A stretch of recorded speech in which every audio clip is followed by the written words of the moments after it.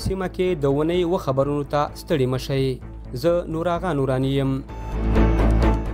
د کورنۍ چارو وزارت ویان مفتی عبدالمتین کانې پر خپل ایکس پاڼې لیکلي چې د پروان امنیه قومندانۍ جنایي جرمونو سره د مبارزې پولیسو هغه درې سړي تښتونکي نیولي چې څو ځله یې هیوادوال تښتولي او وهلي ټکولي وو چې د خوشي کېدو په بدل کې له کورنیو د پیسو غوښتنه کوله. د افغانستان له زندانونو تیر یو کال کې شاوخوا 3000 زندانیان آزاد شوي. مولوي محمد یوسف مستری زیاته کړې چې اوس مهال د هیواد په زندانونو کې په بیلابیلو جرمونو شاوخوا 11,000 محکوم شوي بندیان شپې سبا کوي چې له دې جملې څخه یې 1000 تنه ښځې شاوخوا 800 د ټیټ عمر لرونکي او نورې نارینه لویان دي.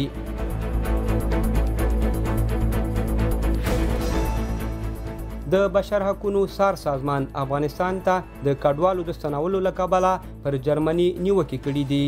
دغه سازمان ویلي داسې ښکاري چې د جرمني کورنۍ چارو فدرال وزارت په افغانستان کې پر ناورین سترګې پټې کړي دي او داسې هیواد ته یې کډوال ورستانه کړي چې د ریپورټ پر ټکو حاکمان له بشري حقونو په سختو سرغړونو پیژندل کیږي.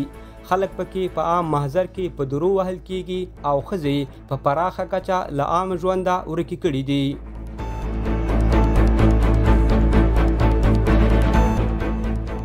د ریاست الوزرا سیاسي مرستیال مولوي عبدالکبیر په کابل کې د جاپان له سفیر تاکایوشي کرومایا سره وکتل.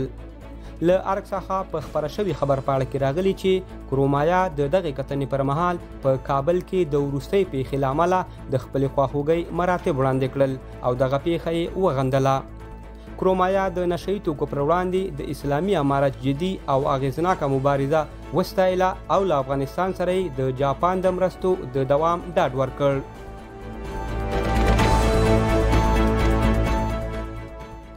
او اوس هم د نړۍ خبرونه.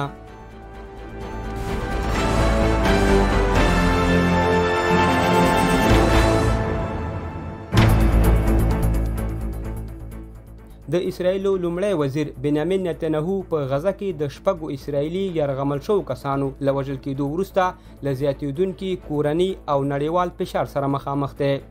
ښاغلی نتنیاهو په یوه تلویزیوني وینا کې د یادو کسانو د وژل کېدو له امله له اسرایلیانو بخښنه غوښتې.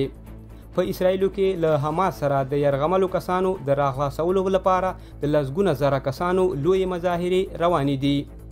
تیر یو کال کې جګړه کې اسرایلو غزه کې له 40,000 ډیر ولسي خلک وژلي او غزه په پراخه ډول ویجاړه شوې ده.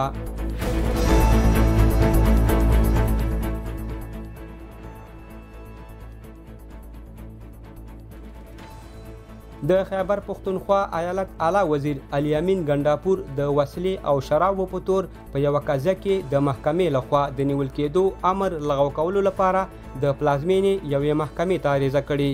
له هغه سره د پخواني لومړي وزیر عمران خان کور ته پر لار د شرابو او وسلې موندلو راپورونه ورکړل شوي دي.